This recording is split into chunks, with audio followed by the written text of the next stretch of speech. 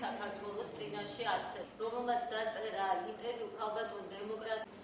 აქ არიან აგრეთვე აქ არის ბარბარში და ამ თვალსაზრისითაც საქართველოს მარიამ გარეკული ჯობი პლენიანობის დროშას.